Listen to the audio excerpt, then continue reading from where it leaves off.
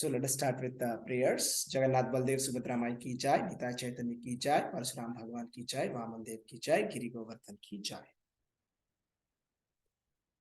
Om Ajnanatimirandhasya Jnananjana Shalakaya Chakshurunmilitam Yena Tasmai Shri Gurave Namaha. Nama Om Vishnupadaya Krishna Prasthaya Bhutale Srimate Bhaktivedanta Swami Niti Namine. Namaste Saraswati Devi Gauravani Pracharine Nirvishesha Shunyavadi Pasyatya Desha Darine. Jai Shri Krishna Chaitanya Prabhu Nityananda Shri Advaita Gadadhar Srivasadi Gaura Bhakta Vrinda. Hare Krishna Krishna Krishna Hare Hare Hare Rama Rama Rama Hare Hare. Hare Krishna. We are doing this chapter number 9, the most confidential knowledge. So far we have done Dhyana Yoga in chapter number 6, and we have done the knowledge of the Absolute in chapter number 7, and how to attain the Supreme in chapter number 8. And now we have come to chapter number 9, the most confidential knowledge. And let us see what is the verse for today. 9.13, a very special verse. Mahatmanastu mam partha daivim prakritim ashritaha bhajantyananya manaso jnatva bhutadim avyayam. Mahatmanamstu mam partha daivim prakritim ashritaha bhajantyananya manaso jnatva bhutadim avyayam. O son of Partha, those who are not deluded, the great souls, are under the protection of the divine nature. They are fully engaged in devotional service because they know me as the Supreme Personality of Godhead, original and inexhaustible. So here we see Lord Krishna is speaking about the pure devotional service and about those devotees who are worshipping Krishna without any deviation. And Krishna is calling them as Mahatma, the great soul. And there is a word called tu. Tu means but. Mahatmanam stu mam partha. The reason the word tu has been given here is because he is contrasting with those who are not surrendering to him. In the previous verse, we have seen that Lord Krishna said that those who have atheistic views or demoniac views, they do not surrender to Krishna. But those who are surrendering to Krishna, what about them? Krishna is saying they are Mahatmas. So this is what Krishna is saying, right? Mahatma means the great soul. And what is their qualities? That we will see. They are surrendering to the internal energy of the Supreme Personality of Godhead, and they are understanding that he is original, inexhaustible Supreme Personality of Godhead. Let us try to understand this in detail. So basically, this chapter is about pure devotional service or Bhakti Yoga. So there can be mixed devotional service like Karma Mishrita Bhakti, where I am doing the fruitive activities, but I am offering the results to Krishna. That is Karma Mishrita. Or I am learning some speculative knowledge in connection with Krishna, that we can say it as Jnana Yoga. Or I am doing meditation process and trying to meditate upon Krishna as Dhyana Yoga. But here we see the pure devotional service, right? Or Bhakti Yoga, right? And Krishna has said in this chapter that those who are not faithful to this devotional service, they will return to this world of birth and death. Ashraddhadhana purushaha dharmasya asya parantapaha aprapyavan nimartante mrityu samsara vartmani. So Krishna is telling very clearly that those who are not taking this knowledge seriously, they will have to return to this world of birth and death. So let us try to understand who is Krishna and who he is not. So who we think Krishna as? We think Krishna as one of the demigods, or we think he is equal to the other demigods, or we think that he is an incarnation of one demigod, or we think no, Krishna is a historical personality, or we think Krishna is a mythological character. No, Krishna is impersonal. He is everywhere, formless. Everything, the world is only Krishna. Or we say, no. Krishna is me only. I am Krishna. My Atma is Krishna. Or we think that, okay, all human beings are Krishna. Okay, I will serve human beings and it is same as Krishna. But Krishna is saying this kind of thoughts are atheistic and demoniac.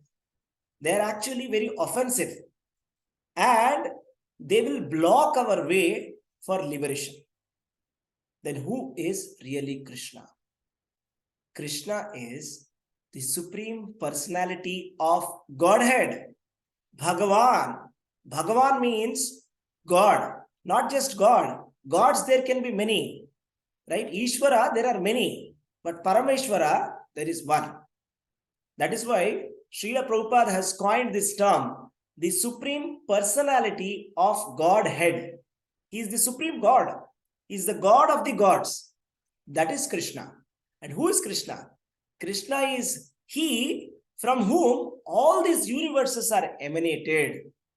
All these universes are being maintained. And at the time of annihilation, all the universe are entering into him. Right? That is Krishna. Everything is emanating from him. So, does it mean that he is a part of the material world? No. He has denied that in this chapter. He said, even though everything is coming out from me, that does not mean that I am a part of that. So, we must not think that Krishna is a part of the material world. So if I worship the material world, it is same as worshipping Krishna. No, Krishna has denied that and he said, that's not me. Even though the world has come from me, that's not me.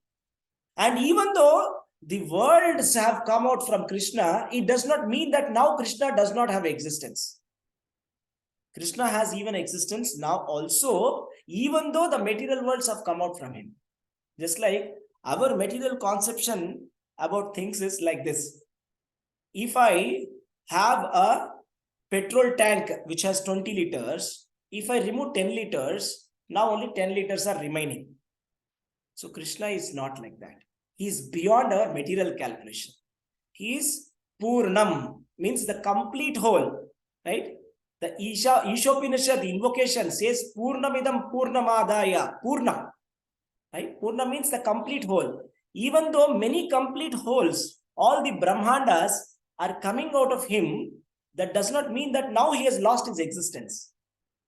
Now that all the material universes have come out from Krishna, all the living entities have come from Krishna, now if we put together all these living entities and the material worlds, that is Krishna, no, that is not. Krishna has denied that. Again, this is another atheistic kind of a view.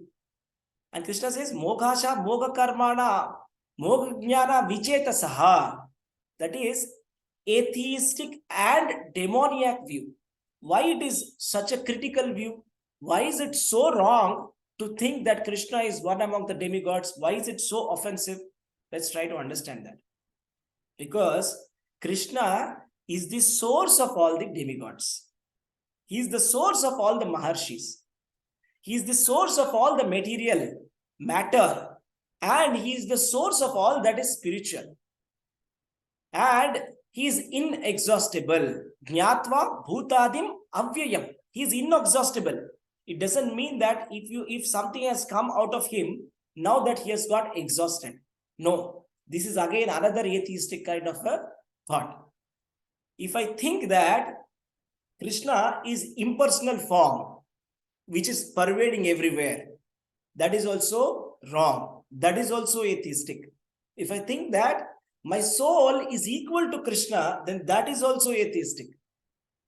Because all these material worlds are not coming from the soul. They are coming from the super soul. Yes, Aham Brahmasmi. I am spirit soul. I am Brahman. But Krishna is Parabrahman. Yes, everybody is part and parcel of Krishna. Mamaivamsho jivabhote jivaloka sanatanaha. But we are part and parcel of Krishna. We are qualitatively the same, not quantitatively the same. Just like if you take an ocean and a drop, if you're drawing from an ocean, it is qualitatively the same. Yes, it is salty. You can estimate about the ocean by tasting that drop. But you cannot say that this drop is equal to the ocean. That will be gross foolishness. Similarly, by looking at the living entity and saying that he is same as Krishna, let me serve a living entity and I will get the same benefit as serving the Supreme Personality of Godhead. This is a demoniac view. So then what is the correct view? And what is the position of those people who understand Krishna as he is? That has been explained in this verse. Krishna is saying, those who are worshipping him in pure devotional service,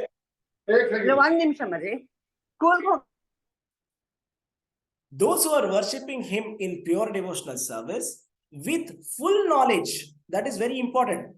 Before you worship Krishna, you should know who he is.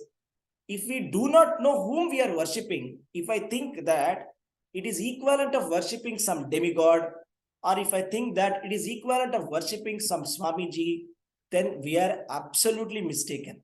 Then we cannot get the same benefit. Krishna has guaranteed the benefit of liberation to those who understand him, his correct position in a properly Krishna Tattva we have to understand. In Tattva, when you understand and when you serve him without any deviation, right? Ananya Manaso, right? That is another qualification of the Mahatmas or the great souls. What are they doing? First qualification is Mahatmanams tu mam partha daivim prakritim ashrita. Mam partha daivim prakritim ashrita. First qualification is to take the shelter of Krishna and to take the shelter of the Daivi Prakriti. Daivi Prakriti means internal energy of Krishna. So let me explain to you this. There are two types of Prakriti. That is the external energy and the internal energy. But if you add the marginal potency also, it will come to three. So one is internal potency of Krishna, which is bhakti. Another one is the external potency of Krishna, that is Maya. Third one is the marginal potency of Krishna, that is the Jivas. To think that this Jiva, which is a marginal potency, to be equal to Krishna, that is a mistaken understanding. Right? And that is another extreme. Another extreme of the materialistic person is to think that the external energy Maya is same as Krishna. So let me serve the human beings and think that it is same as Krishna. Actually, it is not service of Krishna. It is service of Maya. So at the moment, we being the marginal potency, being quantitatively very minute in comparison with Krishna, we are captured by the external energy. That is the cause of our suffering. And the secret that we have to understand is by breaking apart from this external energy and contacting the internal energy of Krishna, that is the pure devotional service of Krishna, then we can become liberated from this external energy, Maya, and then we can break the cycle of birth and death. That is the most confidential knowledge. That is why this chapter has been called as the most confidential knowledge. Guhyatamam. What did Krishna say? Oh Arjuna, I am going to explain you the royal secret, Rajavidya Rajaguhyam Pavitram Idamuttamam Pratyakshabagamam Dharmyam Susukam Kartum Avyayam. This is the royal secret, right? The royal path to liberation, that is to serve the Supreme Personality of Godhead. This is the straight path. Krishna's another name is Mukunda. Mukunda means Muktidata, one who can give liberation. The only purpose of worshipping Krishna is to become liberated. There is no other purpose. There is no other chance of fall down. And this is such a perfect path. It is said in Srimad Bhagavatam that those people who are following the Bhakti Yoga, even if they are blindfolded and even if they walk on the streets also, they will not fall down. So it is an analogy in a kind of a metaphor. The meaning is that there is no fall down in Bhakti Yoga. Whatever we do in Bhakti Yoga, understanding the position of Krishna and serving him as a pure devotee, as a Mahatma, to surrender to Krishna, to think of oneself as servant of Krishna, to think of oneself as a part and parcel of Krishna, this will guarantee us liberation. This is the original position of the living entity. So we have seen this triangle. So this is like a triangle, love triangle, right? So what is the triangle? One is the living entity. One is the internal energy, Daivim Prakriti, right? Another is the Bahiranga Shakti, external energy, Maya. So right now, we have fallen in love with Maya, right? And we are attached with the material world. We have to break that attachment and increase our attachment for the Daivim Prakriti Mashritaha. That is the internal energy of Krishna. If we do that, then we will realize our position. We will realize who is Krishna. It is impossible actually otherwise to understand who is Krishna, right? Even by reading the scriptures also, we may not be able to understand who is Krishna. Even if we are speculating about Krishna for millions of years also, we cannot understand Krishna. We can understand Krishna as he is only through pure devotional service. Hare Krishna, Krishna Krishna, Hare Hare, Hare Rama, Rama Rama, Hare Hare.